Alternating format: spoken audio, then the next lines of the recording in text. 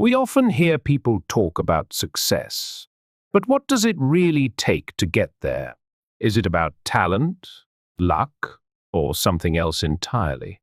Most people look at champions and assume they have something special that others don't. But what if the truth is the opposite? What if the real difference is what they lack?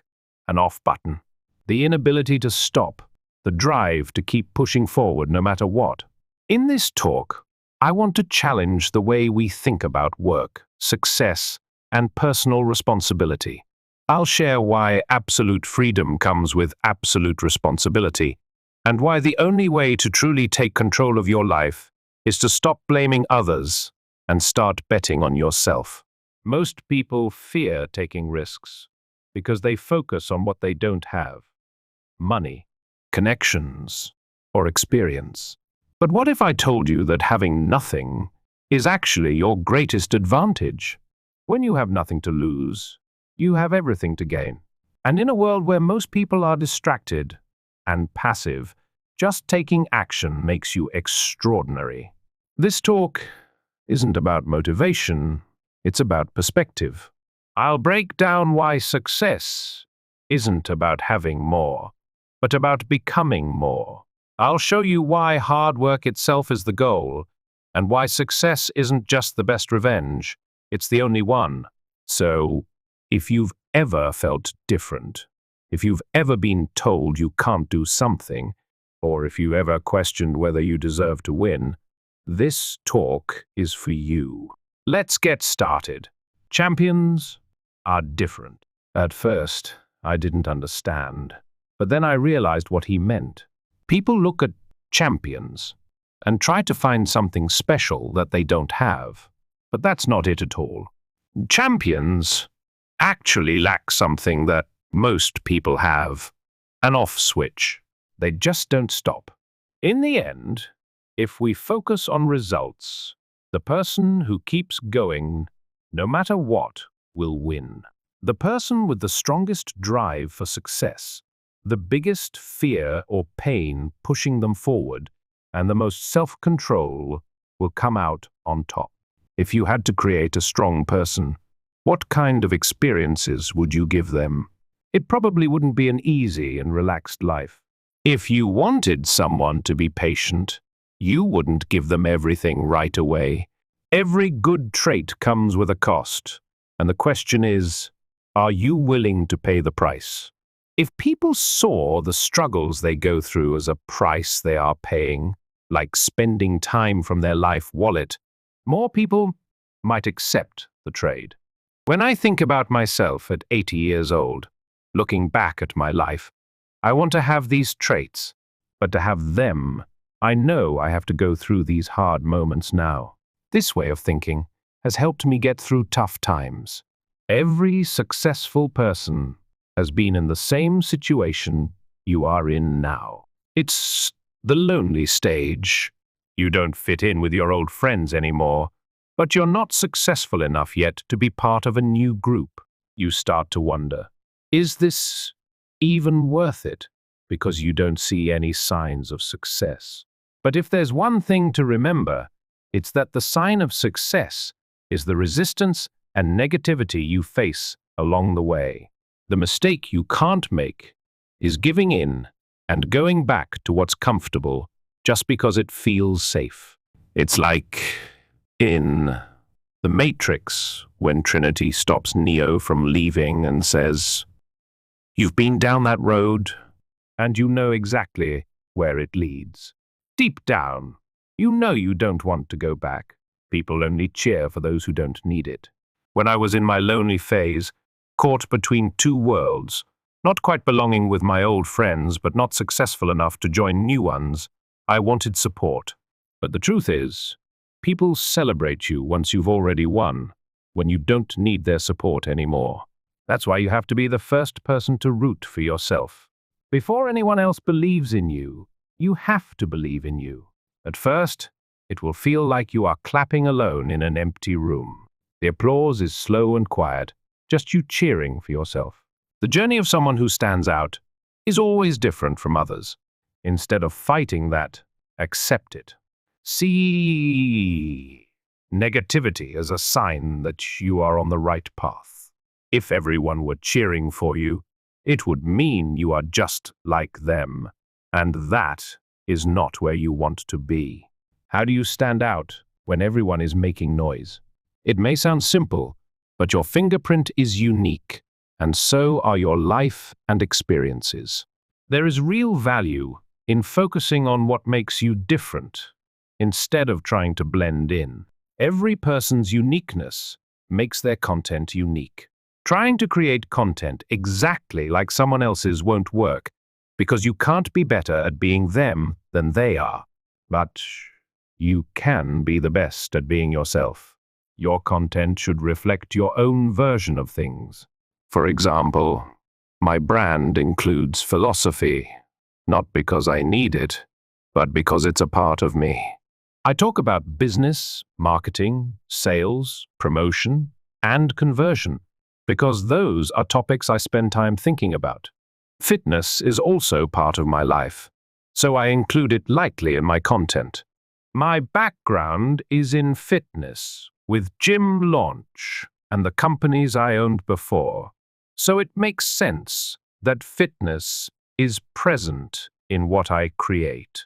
My wife, Layla, is also a part of my life, so she appears in my content too. Another thing that shapes my content is my sense of humor. I watch a lot of comedy, so sometimes you'll see dry or dark humor in my work. These are the different parts that make up my brand. Everyone has their own buckets that shape who they are. Not only are your interests unique, but the way you mix them together is also different. Maybe your philosophy side is bigger, or maybe fitness plays a bigger role. What makes a personal trainer's brand truly unique is not just the fitness part, but how much people are interested in them as a person. When people like you for who you are, then they'll also be more likely to buy from you. Most fitness products and services are similar. You may not be significantly better than other trainers, but you will be different. People want to buy from someone they connect with, so they might as well buy from you instead of someone else. Your brand makes you stand out, and that gives people a reason to choose you over others. Most people think of work as something negative, which is why they avoid it. They don't understand successful people because they hear the word work and immediately think of pain. The first step to becoming more successful is understanding that successful people define work differently. Real success comes from doing something you enjoy, something that makes you lose track of time, even when it is difficult. Usually, it is something challenging, but that's what makes it worth doing. If something is too easy, it becomes boring, which is why uncertainty is so important. Not knowing if something will work makes it exciting. But regardless of whether your idea succeeds or not, you will continue to move forward. People who are addicted to work don't just work hard, they choose work that is worth doing. The key is to spend the limited time we have on things that truly matter for the rest of our lives. Most business ideas come from one of three sources: pain, past profession, or passion. Some ideas come from a personal pain, something you struggle with and want to solve. Others come from past jobs or careers where you developed skills that are already proven to make money. If people were willing to pay you for a skill before, they will likely pay for it again. The last source is passion, something you naturally enjoy and would do even if no one paid you. In today's gig economy and world of solo entrepreneurs, every business is made up of individual jobs, and each of those jobs can be broken down further. Businesses need sales, marketing, customer service, product development, design, and more. If you learn just one of these skills, you have something valuable to trade for money, and you won't have to report to anyone else. Pain is often the strongest motivator for starting a business. If you had a food allergy and struggled to find pancakes that fit your diet, chances are other people with the same allergy also want pancakes. So, you create a brand that makes allergy-friendly pancakes. And now, you have a business. The key to this approach is understanding your customers deeply. You either gain this knowledge through years of research or by personally experiencing the problem yourself. For example, if someone wanted to create a product that improves breathing, I would be their ideal customer. Since 8th grade, I have tried every product available. I don't just test them for a day, I use them for months. That experience gives me a deep understanding of what works and what doesn't, allowing me to make better decisions about improving the product. The fear that holds people back when starting out is the belief that they have nothing, no money, no connections, no resources. But, as Rory Sutherland points out, if you have nothing, you also have nothing to lose, which makes you incredibly dangerous. People often underestimate how many chances they can take when they have nothing to lose. When someone has something to lose, they have to be more selective about their risks. But if you have nothing, you are in the perfect position to take risks, because the worst-case scenario is just staying where you are.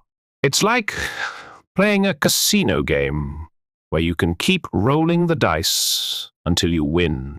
But most people are too afraid to roll. A close friend of mine worked on nutrition and supplements for an Olympic team. He once told me the key difference between champions and everyone else. Most people look at champions and ask, what do they have that I don't?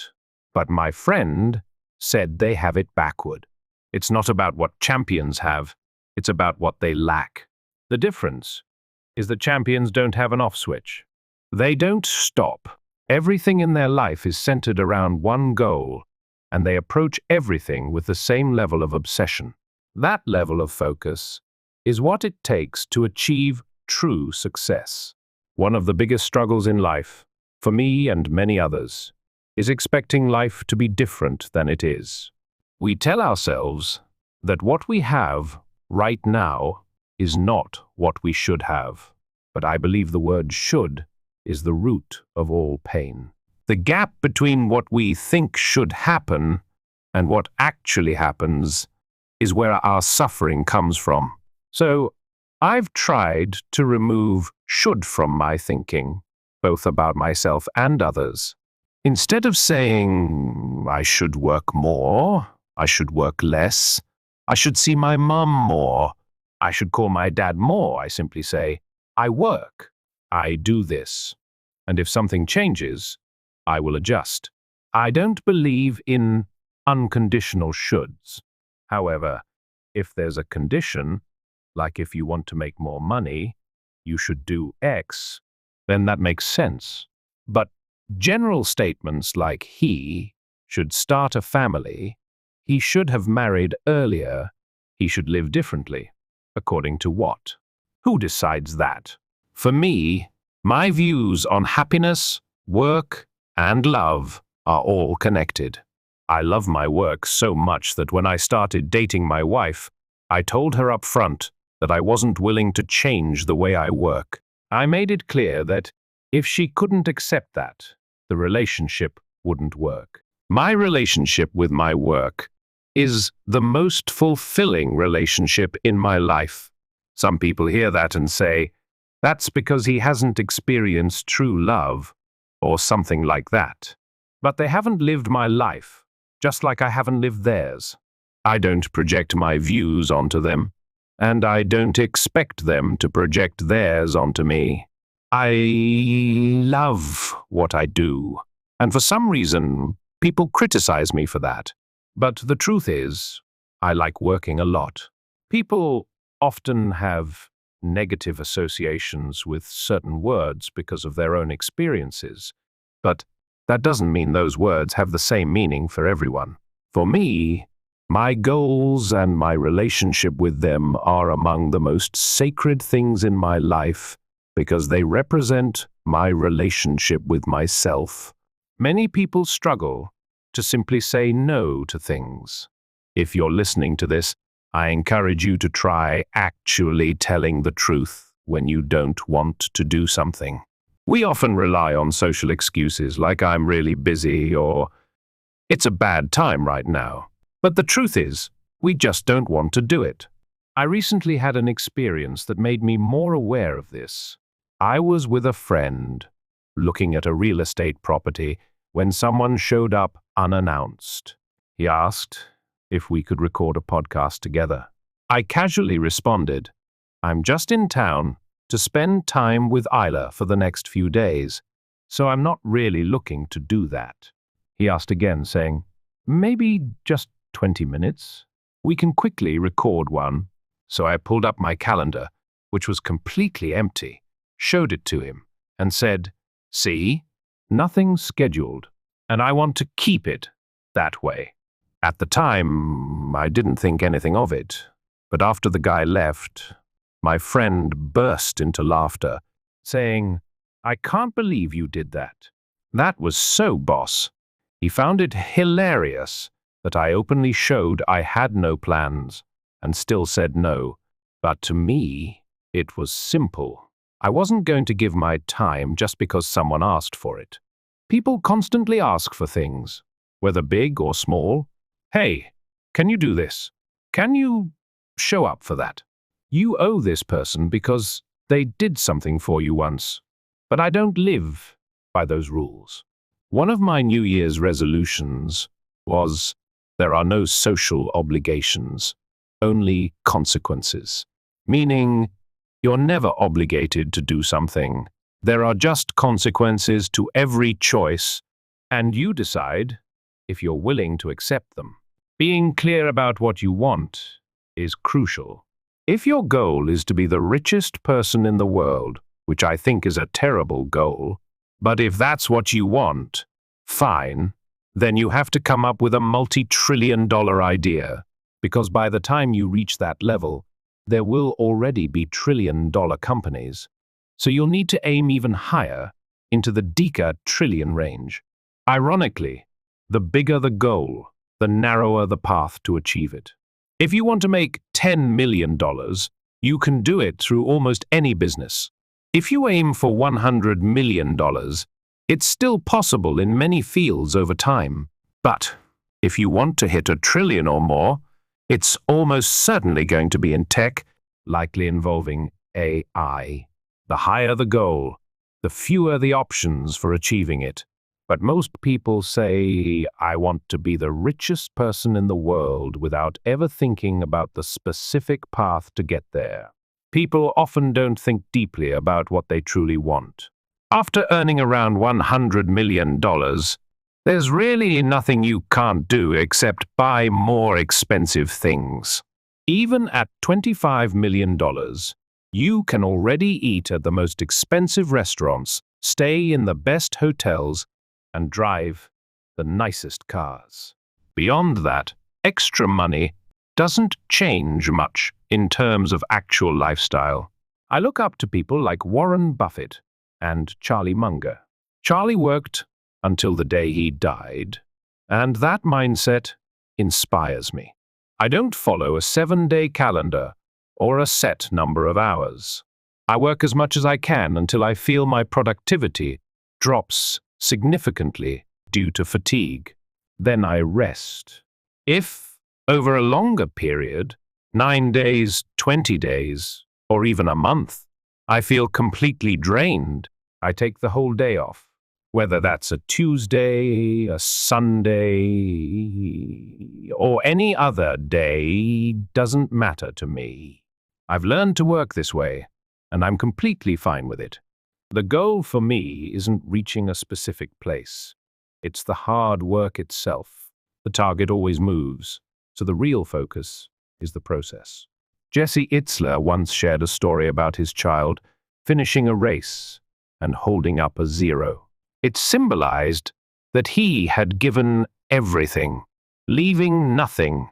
in the tank. That's how I view my work. It reminds me of the 300 movie, when the Queen tells the king as he heads into battle, "Come back with your shield or on it."